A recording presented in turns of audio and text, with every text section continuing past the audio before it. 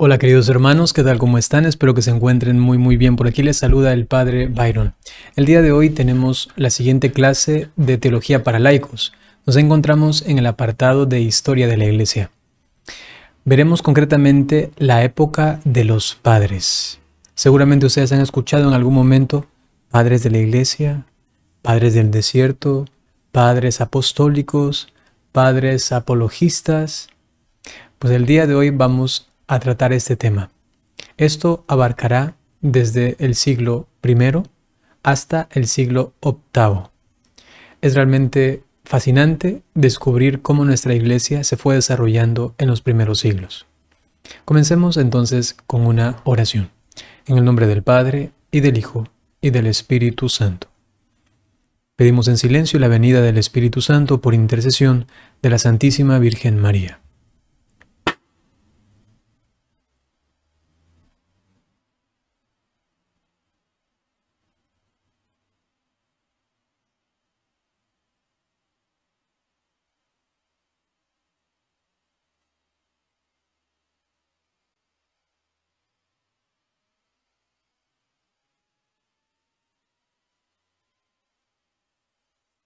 Dios te salve María, llena eres de gracia, el Señor es contigo. Bendita eres entre todas las mujeres, y bendito es el fruto de tu vientre, Jesús. Santa María, Madre de Dios, ruega por nosotros pecadores, ahora y en la hora de nuestra muerte. Amén.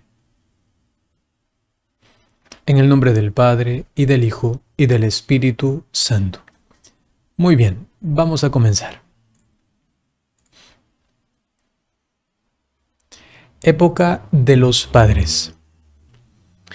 Un grupo de escritores de lengua griega de los siglos I y II se conocen con el nombre de padres apostólicos. Entonces ya recordamos, tenemos una primera clasificación, padres apostólicos, siglo I hasta el siglo II, o entre estos dos siglos. Este título expresa sus características peculiares, antigüedad, inclusive algunas obras son anteriores al Evangelio de San Juan, y estrecha vinculación a los apóstoles, de los cuales pueden considerarse discípulos.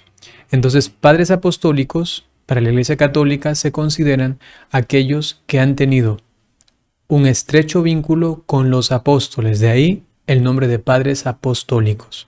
Evidentemente, para que esto sea así, implica que hayan sido muy antiguos, a tal punto que inclusive documentos como la Didache, que aun cuando no tenemos un autor específico al respecto, sí tenemos la vivencia de la Iglesia en esos primeros años. Entonces bebe de esta doctrina apostólica. Por eso también se le considera como un documento procedente de las enseñanzas de los apóstoles. Inclusive ese es el nombre que tiene. Didache es como enseñanza, pero el nombre más amplio es la enseñanza a los gentiles de Jesucristo, o sea, que viene de Jesucristo por medio de los apóstoles. Ese es como el nombre más extenso de este documento. Y digo, se data entre los años 50-70 y algunos, inclusive un poquito más allá, lo ponen a inicios del siglo II. Pero démonos cuenta que es un documento muy antiguo. Igual la carta de Clemente a los Corintios, inclusive se la consideraba en algún momento como si fuese probablemente palabra de Dios, ¿no? O sea, pudo haber entrado, digamos así, en teoría, en hipótesis, inclusive dentro del canon de la Biblia, porque en algunos momentos se lo consideraba como que este también era de inspiración divina, ¿no? Allí podemos darnos claramente cuenta de cómo la Iglesia es quien tiene la autoridad y que ha sido dirigida por el Espíritu Santo para clasificar y determinar qué libros son realmente el canon de la Biblia, ¿no? El canon bíblico, que son palabra de Dios. Pero en cuanto a lo relativo a esos documentos, que es lo que nos reúne hoy, pues ellos hacen parte de estos primeros escritos del siglo I y siglo II después de Cristo, que beben justamente de todas estas enseñanzas de los discípulos de los apóstoles. Tenemos una tarea de lectura. Y tenemos que leer, ya que no son documentos demasiado extensos, tenemos que leer la Didache, que es lo que he mencionado. Ahí están los nombres, por favor.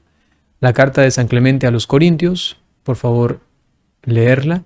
carta de San Ignacio de Antioquía, la epístola de San Policarpo de Esmirna y por último el pastor de Hermas. Si podemos hacer un pequeño esfuerzo y leer, repito. La Didaché, por ejemplo, nos vamos a encontrar con enseñanzas tan hermosas que conectan con la vivencia actual de la Iglesia Católica. Por ejemplo, al respecto del bautismo, cómo se debería hacer en el nombre del Padre y del Hijo y del Espíritu Santo. Por ejemplo, al respecto de la oración, que podemos repetir, por ejemplo, el Padre Nuestro. Al respecto de la confesión, que realmente se debía confesar, aunque en ese tiempo se lo hacía de manera pública. Luego el sacramento de la confesión ha tenido todo un proceso. Trata también el tema de la justificación, cómo son importantes las obras, que sin las obras pues también esa primera gracia que uno recibe por la fe pues puede morirse, ¿no? Es muy interesante. Y luego las otras cartas pues tienen cada una de ellas una intencionalidad y nos brindan una realidad al respecto de lo que ocurría al inicio del cristianismo, ¿no? La Eucaristía, por ejemplo, ¿no? Tan importante. En el siglo II apareció un nuevo género literario, exponente de las luchas que hubieron de sostener los cristianos con enemigos dentro de la Iglesia y fuera de la Iglesia. Enemigos de dentro. Buen número de escritores antiheréticos. Los católicos que se mantenían firmes en la sana doctrina escribían en contra de las herejías, básicamente. Destaca el Tratado contra las herejías de San Ireneo de Lyon, que hace una refutación a las doctrinas gnósticas. Esas doctrinas que se basaban puramente en el conocimiento como una forma de elevación personal y de alcanzar a Dios, y que hemos visto también en el Tratado de Cristología, ¿no? Enemigos de fuera. La literatura apologética, dirigida a lectores ajenos a la Iglesia. Si se dan cuenta, enemigos de dentro, ya que dentro de la Iglesia aparecían quienes tenían pensamientos distintos, heréticos, entonces escribía para los de adentro, para que ellos recapaciten y entiendan la correcta doctrina. Y eso es muy interesante. La herejía nace de dentro de la Iglesia. Aquí aparece un obispo, aparece un sacerdote y comienza, por ejemplo, Arrio, por ejemplo, Pelagio, que tienen un cargo dentro de la Iglesia, pertenecen al clero y ellos manifiestan una cuestión herética y entonces viene un San Atanasio, un San Agustín y dice no. Y comienzan todos esos escritos al interno, ¿no?, de la Iglesia. Por mencionarles dos herejías un poco más tardías, ¿no? Pero la herejía, por ejemplo, el gnosticismo, es propiamente del principio. Desde el principio estaba ahí en auge. Inclusive habían herejías o doctrinas gnósticas precristianas. Pero luego con el cristianismo, pues intentaron abarcar también esto y mezclarlo con el cristianismo, ¿no? Me refiero a todo este constructo gnóstico de pensamiento, ¿no? Y en cambio los de fuera tienen que ver con aquellos que no son creyentes. Por ejemplo, un filósofo, un escritor que habla en contra del cristianismo y entonces se realizan escritos para explicar esto o para defender la doctrina cristiana, que es justamente la literatura apologética, ¿no? Dirigida, como dice aquí, a lectores ajenos a la Iglesia. Los apologistas defendieron el cristianismo frente al mundo gentil, es decir, el mundo pagano, el que no creía en el Señor. Entonces, si viene un filósofo proponiendo algo, aparece el cristianismo y dice, esto se debe entender de esta manera. Y luego los gentiles tenían que decidir filosóficamente, argumentativamente, decían, bueno, me parece más convincente lo que dice San Agustín o lo que dice, por ejemplo, San Ireneo, que si nos damos cuenta es lo que ocurre también en la actualidad. Tenemos que a veces hablar en oposición a herejías dentro de la Iglesia Católica ahora en este año 2024. Y también, pues, hablar en contra de ciertas acusaciones o de ciertas posturas que se dan fuera de la Iglesia para que el cristianismo también tenga algo que decir y, pues, las personas de buena voluntad que están buscando la verdad la puedan encontrar. Ejemplo de apologética antijudía. Tenemos el diálogo con Trifón del mártir San Justino. Eso es del año 150. Ejemplo de apologética antipagana, epístola a Diogneto. Entonces también contra los judíos, si se va a hablar aquí al respecto de otra religión. Y por otro lado, la apologética antipagana, es decir, aquellos que no tenían dioses o que andaban en sus idolatrías, ¿no?, a falsos dioses. En torno al año 200, algunos escritores comenzaron a producir una literatura no polémica. La anterior era polémica porque entraban como una especie de debate, ¿no? Fue el comienzo de la ciencia teológica.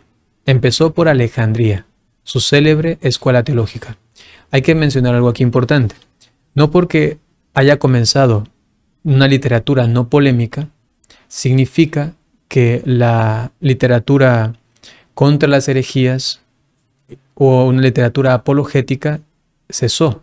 No, todavía continuaban, pero ya también iban surgiendo todos estos escritos ya más teológicos al respecto de explicación de la doctrina católica, de la teología católica. Ya no tanto para defenderse o para explicar algo porque me están acusando y entonces tengo que buscar la manera de argumentar a favor de la doctrina católica, sino que sencillamente es profundizar la ciencia teológica y que los demás se deslumbren y que todos puedan ver la maravilla de ella, ¿no? Sin estar pensando cómo voy a defender. O sea, no es un talante apologético, ni es un talante de confusión en el cual tengo que explicar algo, sino más bien profundizar ya la teología propiamente católica, ¿no?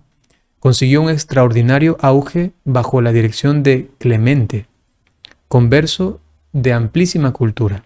Aquí hay que hacer una distinción entre Clemente romano, que es inclusive un papa, es el cuarto papa. Aquí les comento brevemente. Tenemos a San Pedro, primer papa, luego tenemos a Lino, luego tenemos a Cleto y luego tenemos a Clemente romano, ¿sí? Lino, Cleto, Clemente romano, cuarto papa. Pero del que estamos hablando ahora aquí, Clemente, este en cambio es un Clemente no romano, sino más bien Clemente de Alejandría. Clemente alejandrino también se le suele decir. ¿Sí? Son dos distintos para que quizá en algún momento no se vayan a confundir. Cuando les digan Clemente, ustedes tienen que preguntar ¿cuál Clemente? ¿El romano o el de Alejandría? Entonces este de Alejandría, que era filósofo, luego también evidentemente teólogo, pues era uno de los más sabios en su región, en Grecia, justamente en Alejandría. Y él se convierte al cristianismo. Y entonces imagínate, tremendo hombre intelectual, tremendamente cerebro, filosofía. Entonces la utilizó luego para la profundización teológica. Y por eso aquí se le menciona a él, porque ha sido uno de los más destacados, ¿no? Luego tenemos a Orígenes, seguramente han escuchado, él también es de Alejandría, ¿no? Orígenes, que es su sucesor, la elevó a un altísimo grado de esplendor a esta ciencia teológica, ¿no? En Alejandría y después de Cesarea de Palestina, desarrolló una actividad asombrosa y fue autor de 2000 obras. A Orígenes se le conoce como un gran intérprete de la Sagrada Escritura. La conocía, como decimos, del derecho al revés, de arriba abajo, completamente. Él utilizaba un método también inclusive muy interesante, que era tomar los textos inclusive en sus diferentes versiones lingüísticas. Es que Orígenes es uno de los conocedores más amplios y profundos de la Sagrada Escritura. Él básicamente se dedicó a ello. Era su pasión, la palabra de Dios, tanto desde el Antiguo Testamento y el Nuevo Testamento. Y tenemos de él pues muchísimas interpretaciones. Inclusive Santo Tomás de Aquino, en una obra que él tiene, que se llama La Catena Áurea, si pueden buscarla, Santo Tomás de Aquino, La Catena Áurea, lo que hace es recopilar interpretaciones de la Sagrada Escritura, sobre todo específicamente del Evangelio de Mateo, Marcos, Lucas y Juan, de los 4 evangelios. ¿Qué es lo que tal hombre dijo en la antigüedad? O tal santo. ¿Qué es lo que dijo San Ambrosio, San Agustín, San Atanasio? Y de entre los que más menciona está también Orígenes. Y se ve allí la forma de interpretación de Orígenes, que siguió más una escuela alegórica. ¿Qué significa esto?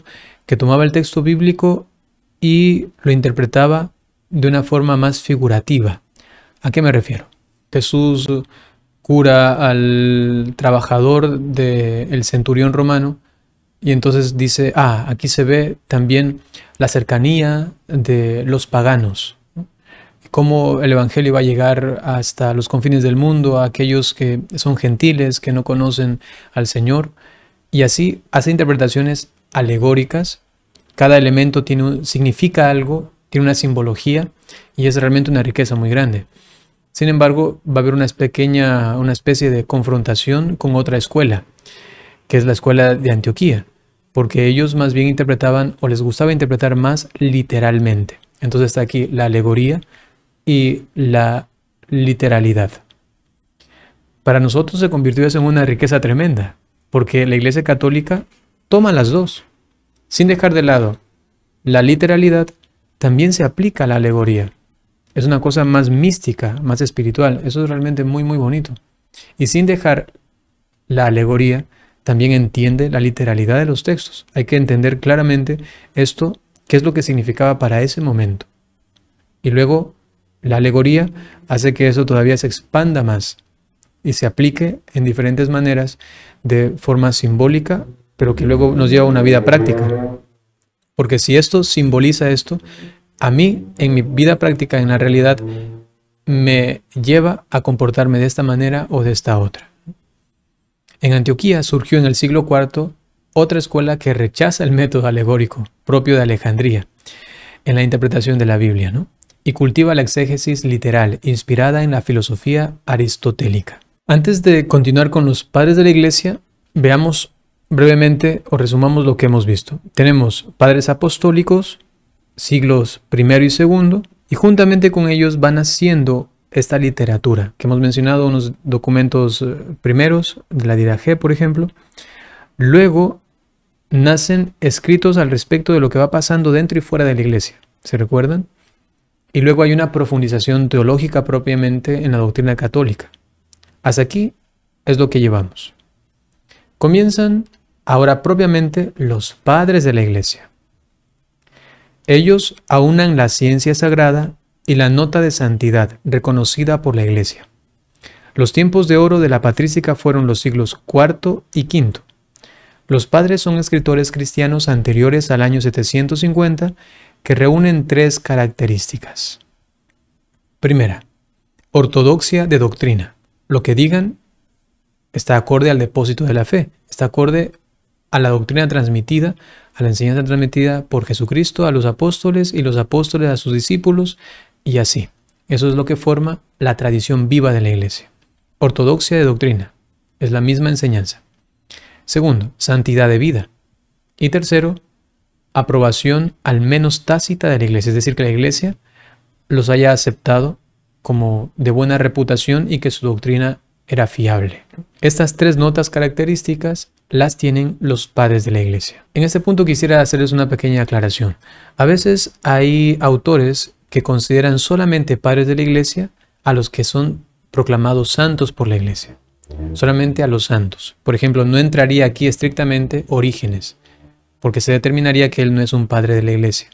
Es un escritor muy grande, muy loable, muy bueno, pero no padre de la Iglesia. ¿Por qué? Porque le falta santidad de vida, porque él cometió un par de cosas que no eran congruentes con la vida cristiana, y también se le aplica una herejía, ¿no? La herejía de la apocatástasis. Algunos lo intentan salvaguardar, algunos lo achacan muchísimo con eso que ha mencionado, ¿no? En definitiva, por ejemplo, algunos no lo ponen como padres de la Iglesia porque falta algo.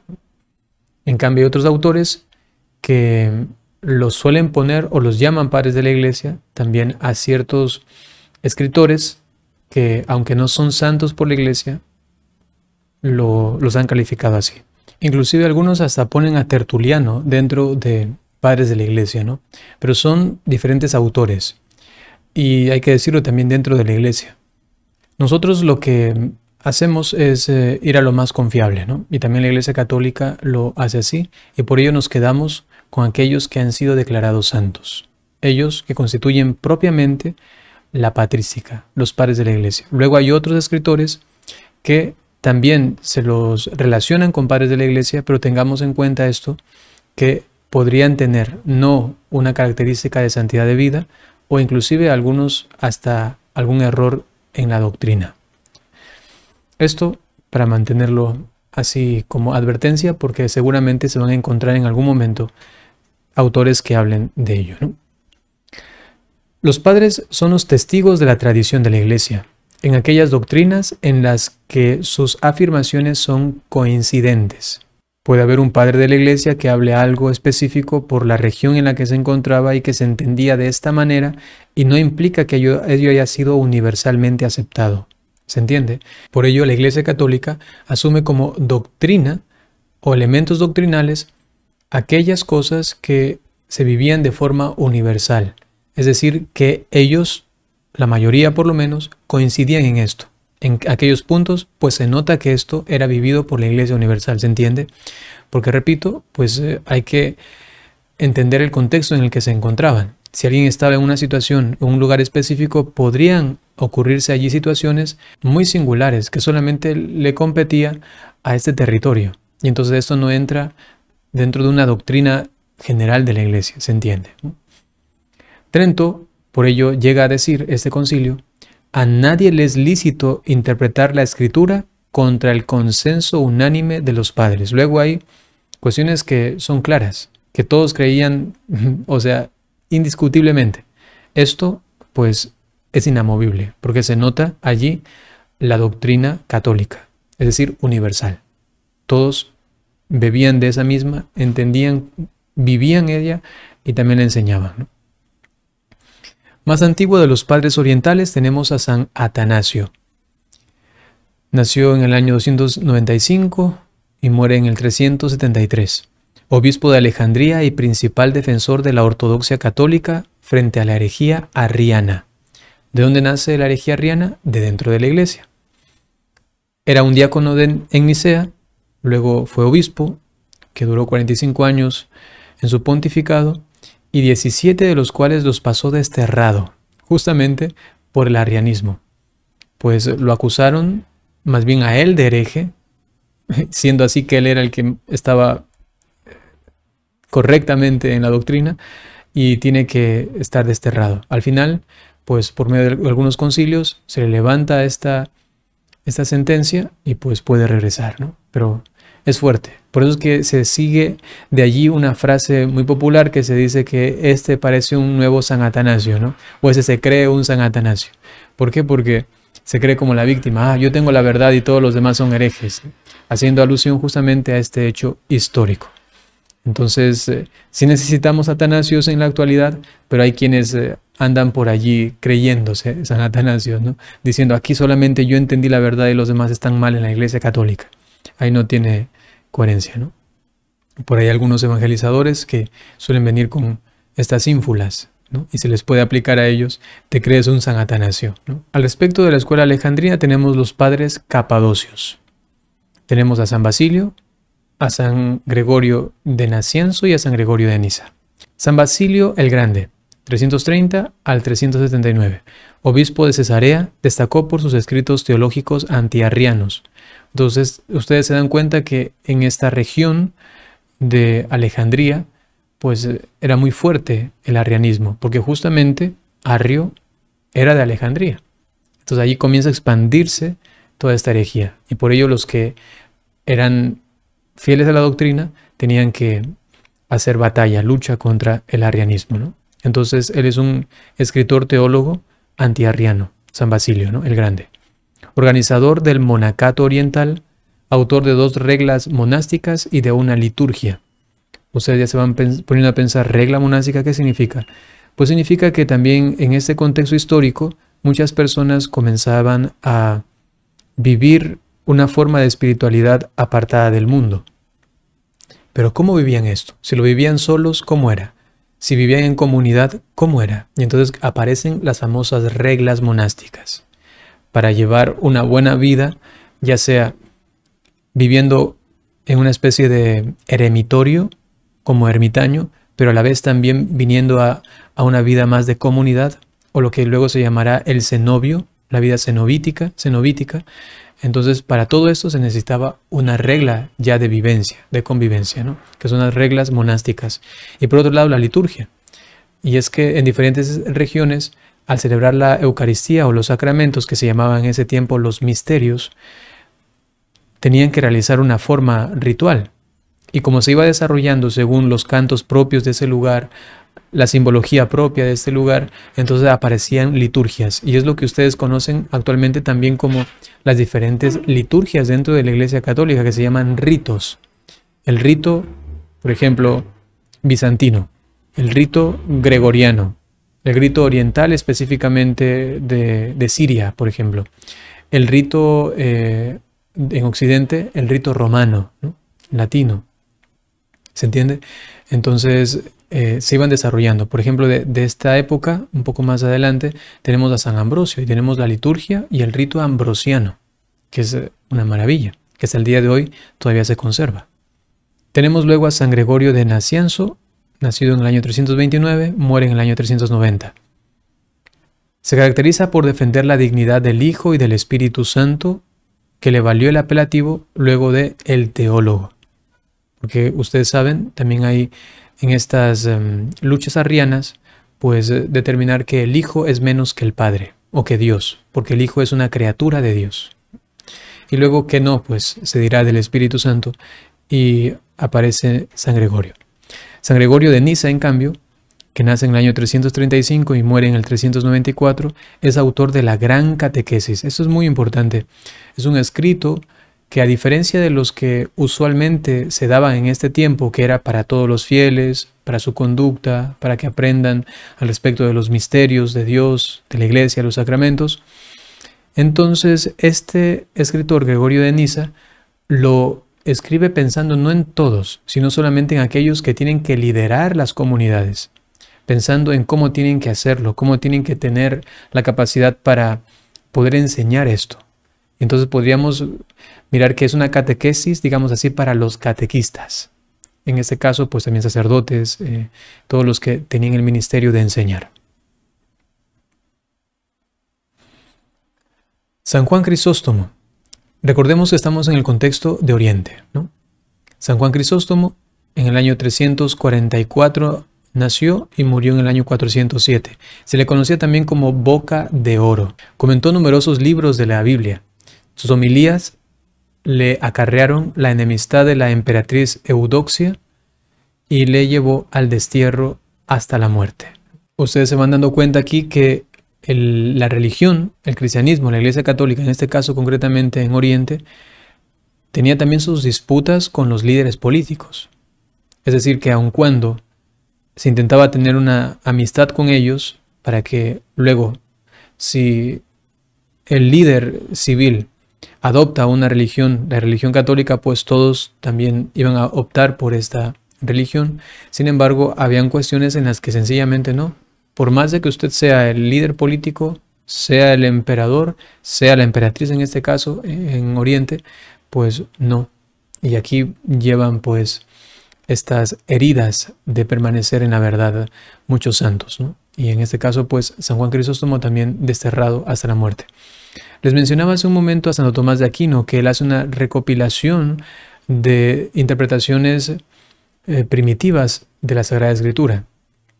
Y entonces también él menciona mucho a San Juan Crisóstomo, porque él hizo comentarios a la Biblia. Y entonces Santo Tomás, para entender mejor el versículo 1 del Evangelio según San Mateo en el capítulo 1, lo primerito, tiene unas 15 citaciones a diferentes autores antiguos que hablan sobre lo que significa este versículo, ¿no? Por eso, si ustedes pueden conseguirlo, sería maravilloso. Inclusive también lo podemos encontrar en internet.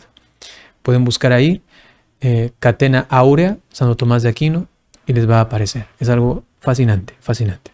Tenemos por aquí a San Cirilo de Alejandría, que nace en el año 370, muere en el año 444. Mantuvo la doctrina ortodoxa frente a Nestorio. Aquí quería mencionarles algo. Si se dan cuenta, todos ellos eran católicos. Repito, todos ellos eran católicos. Cuando un protestante quiere meterse aquí y decir nuestra iglesia ha venido desde el principio del cristianismo, pues no tiene lugar eso. No tiene lugar aquí. ¿Qué?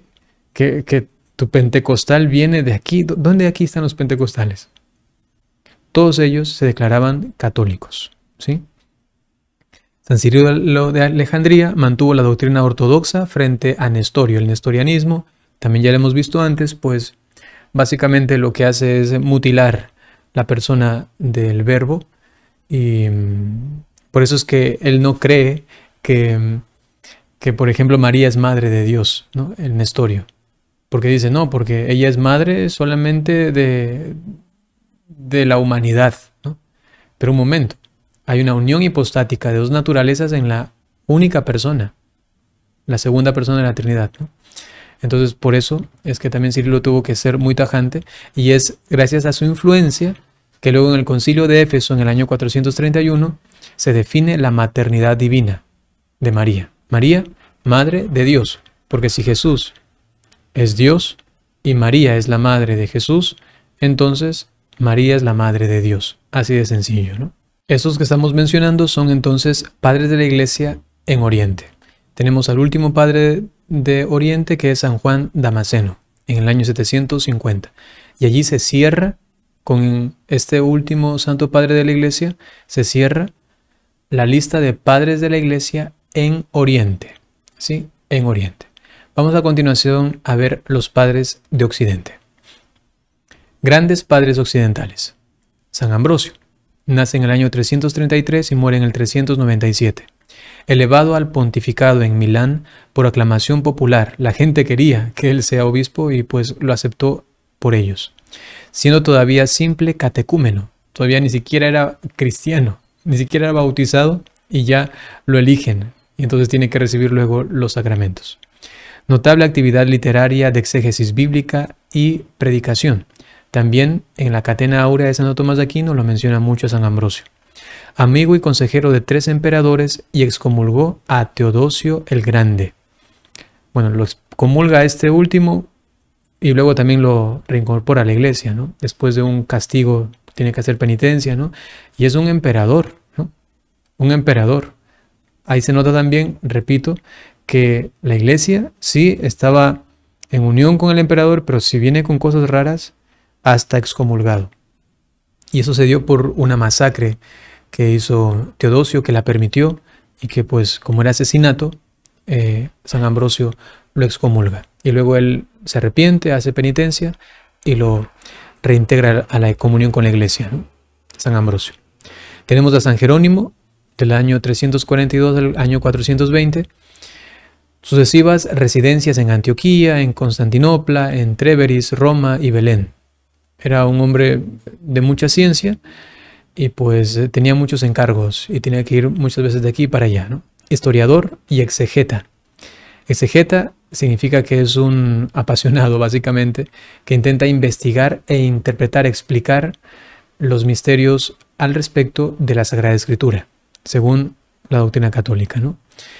Traducciones de la Biblia. Él realiza la traducción, pues, de la Biblia al latín, por encargo justamente de un papa. Y luego ha quedado en la historia de la Iglesia como la referencia auténtica de traducción de la palabra de Dios. Si tú quieres saber realmente qué dice el texto, entonces vete a la Vulgata, a la cual todos tienen acceso. Pueden entrar a vatican.va y buscar la Vulgata y les va a salir allí, ¿no? Eso es muy, muy importante. Y también tenemos la traducción oficial de latín al español. Es la Nueva Vulgata al español, ¿sí? Traducida de latín al español para que sepamos la referencia más fidedigna de la traducción del texto original, ¿no? Tenemos a San Agustín desde el año 354 al 430, principal padre de la Iglesia y una de las figuras cumbres de la historia. Inclusive hasta personas no católicas, no cristianas, estudian a San Agustín por su pensamiento tan elevado, ¿no? Obispo de Hipona, escribió entre otras obras, por ejemplo, las Confesiones de San Agustín, el de Trinitate, la Trinidad, ¿no? La Ciudad de Dios. Se le llama Doctor Gratiae por su largo esfuerzo para combatir la doctrina de Pelagio sobre la gracia, ¿no? Entonces el doctor sobre la gracia. Porque Pelagio pues consideraba que solamente uno se puede salvar por voluntad propia, básicamente. Solamente por lo que yo considero me he esforzado y lo he hecho virtud en mí, y con esto pues me apodero de la salvación. Básicamente es eso en términos muy escuetos. Y inclusive cuando Pelagio leyó los escritos de San Agustín, en el cual él decía, San Agustín, ¿no? Señor, pídeme lo que quieras, pero dame lo que me pides, que es una oración hermosísima. Pídeme lo que quieras, pero dame lo que me pides. Pelagio se enfureció, dice, ¿qué está pasando aquí? ¿Qué le pasa a Agustín? Si nosotros no podemos pedir virtud, eso decía Pelagio, no podemos pedir virtud, podemos pedir cualquier otra cosa, todo lo que quieras, pero menos virtud, porque por el libre albedrío que tenemos, entonces el ser humano es completamente responsable de sus obras, y aquí no entra la gracia, no entra la gracia. Si tú haces las cosas por tu virtud personal, por tu voluntad, tú tienes que esforzarte para realizar cosas buenas. Aquí no metas a la gracia, decía Pelagio. Entonces viene San Agustín y habla, no, inclusive el mero hecho de interesarte por Dios, que viene de tu voluntad, de decir, está bien, quiero dar un paso en la fe, quiero acercarme al Señor, inclusive eso, San Agustín ya lo determina, eso es gracia, porque eso lo ha puesto el Señor en ti, como una gracia actual, por ejemplo, ¿no? Entonces vienen estas confrontaciones y aquí pues San Agustín se esfuerza por derrumbar esto pelagiano. Evidentemente esos autores han hecho muchas cosas más, ¿no? Pero no podemos profundizarlos porque nos llevaría muchísimo tiempo, ¿no? Dos papas a los cuales la historia les atribuye el apelativo de Magno. Tenemos a San León y a San Gregorio, Magnos. San León Magno, primero papa, en el año 461 muere, contribuyó de modo sustancial a la formulación del dogma cristológico. Se le debe también la teología del primado romano y su fundamento escriturístico en el primado de Pedro. Tenemos a San Gregorio I, San Gregorio Magno, del año 540, su nacimiento, y su muerte 604. Sus obras Los Morales y Los Diálogos tendrán gran influencia en la Edad Media. El canto gregoriano se conservó vivo en la Iglesia hasta nuestros días. Por eso es que decimos canto gregoriano, porque es alusivo justamente a San Gregorio. El último padre de la Iglesia en Occidente es San Isidoro de Sevilla. Siglo VII se cierra allí la lista de padres de la Iglesia en Occidente. En Occidente, siglo VII, en Oriente, siglo VIII. Hasta aquí tenemos lo siguiente: padres apostólicos, tenemos padres apologistas, tenemos padres de la Iglesia, y a continuación veremos un poco de los padres del desierto. Veamos. Durante los 3 primeros siglos, ascetas y vírgenes no abandonaban el mundo ni se reunían de ordinario a vivir en común. Habitaban en sus casas y administraban sus bienes. Pero luego comenzó toda esta vivencia ascética de fe en lugares apartados de la urbe, ¿no? Es interesante que muchos de los padres del desierto tenían esta consigna interior. Ya en el Imperio Romano, por ejemplo en Occidente, en el Imperio Romano se sacó al demonio. Todos se han bautizado, todos son católicos. Ha salido de la urbe el demonio y se ha refugiado en el desierto, decían, ¿no? Entonces vamos a ir al desierto para inclusive sacarlo también del desierto. Y era como una de sus intenciones internas, ¿no? Hay mucho que se puede decir al respecto de toda esta vivencia del desierto. Las motivaciones, cómo se fue dando al principio. Inclusive las localidades, no era muy lejano ir al desierto. Uno sencillamente caminaba unos cuantos kilómetros y ya estaba en el desierto. Depende también de la región en la que se encontraban, ¿no? Y allí podían experimentar estar solamente con Dios y encontrar en Él su mayor y absoluta riqueza. De allí nacen estos títulos de anacoretas también, seguramente han escuchado, de ermitaños también. Luego ya viene la vida más comunitaria. Entonces, en primera instancia no iban, no se apartaban del mundo, vivían en sus casas. ¿Se acuerdan que inclusive antes habíamos visto en la clase anterior de la iglesia común?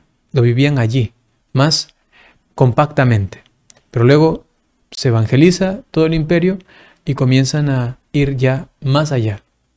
No solamente de evangelización a los gentiles, sino también de espiritualidad en el desierto. Padres del desierto. Los santos más reconocidos son San Pacomio que no lo puse en la lista porque va a venir ya luego. San Menas, San Basilio de Cesarea, San Macario de Egipto, San Moisés el Etíope, santos y padres del desierto, ¿no? A la vez. Desde el principios del siglo IV, la tradición ascética dio vida a la institución del monacato, con el rasgo peculiar de huida del mundo. Ahora, esta huida del mundo no era porque temían al mundo, ¿no? Como que estaban así escapando de algo terrorífico, no podían vivir en el mundo, no. Inclusive muchas veces el ir a un lugar específico apartados del mundo era hasta un premio. Ya que has vivido bien aquí, te damos el premio de ser eremita, de ser ermitaño. Eso es muy importante, porque luego se puede concebir que la vida eremítica era como un miedo a la sociedad y se iban, ¿no? No. No tiene que ver con un terror a la sociedad, sino más bien por una elección por Dios para vivirlo íntima y profundamente, para purgar los pecados, para leer la Sagrada Escritura, y ya luego, al mirar cómo se desarrollaba la vida eremítica, pues comenzaban, sí, a preguntarse, pero ¿y si luego la vida eremítica se convierte, vivir en solitario, ¿no? Se convierte en un pretexto para otros, de que quiero realmente salirme del mundo, no quiero estar ahí? Entonces se veía que no era oportuno que continúen solamente como eremitas, como ermitaños. Entonces viene San Pacomio y dice, vamos a hacer una vida cenobítica. Es decir, vamos a vivir en comunidad.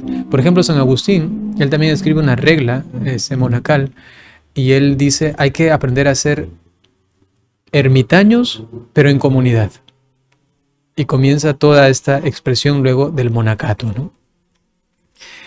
En el Alto Egipto está entonces San Pacomio, nace en el año 286, muere en el 346, aportó al monacato la vida en común y la obediencia al superior religioso, porque el ermitaño pues decía, ¿quién es mi jefe, mi superior? Yo.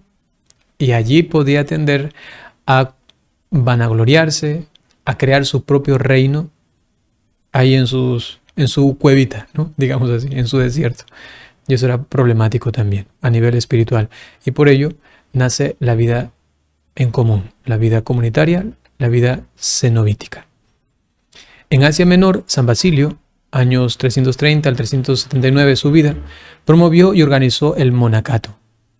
Las observaciones de San Basilio fueron base del monacato bizantino, y su influencia literaria se recibió también en Occidente. Obispos ilustres, San Ambrosio, Eusebio de Vercelli, promovieron el monacato entre el clero de sus iglesias. Particular relieve tenía San Agustín, que reunió a sus clérigos e instituyó para ellos la vida en común. Es la regla de San Agustín, que se tomaría luego como norma en los siglos medievales. Tenemos una famosa regla, la de San Agustín, ¿no? Por otro lado, tenemos también un lugar de honor en el monacato occidental a San Benito, años 380 al 547. Fundó y gobernó dos monasterios, el de Subiaco I y el de Montecassino, donde compuso su celebérrima regla. El código benedictino alcanzó con el tiempo un éxito inmenso y se convirtió en la regla típica del monacato occidental. Y cabe aquí recalcar a San Antonio Abad, padre del monaquismo también. Así que tenemos a estos últimos padres del desierto, pero también padres del monacato, del monaquismo, ¿no? Básicamente serían estas las diferentes distinciones, títulos que se les da a estos grandes hombres de la antigüedad. Bien, luego podrían hacer ustedes mismos como un catálogo: padres del desierto, padres apostólicos, padres apologistas, padres del desierto, y así, ¿no? Para que tengan un poco más clara estas distinciones, y eso les puede ayudar luego para tener clara esta época de la Iglesia, la época de los padres. Permítanme ahora darles la bendición. Terminamos esta clase. El Señor esté con ustedes. La bendición de Dios Todopoderoso, por intercesión de la Santísima Virgen María, San José y todos los ángeles y santos, en el nombre del Padre, y del Hijo, y del Espíritu Santo. No olviden que los escritos que tenemos que leer Estos se encuentran en internet, pueden buscarlos y se encuentran fácilmente para que lean allí todos, por favor. Cuídense mucho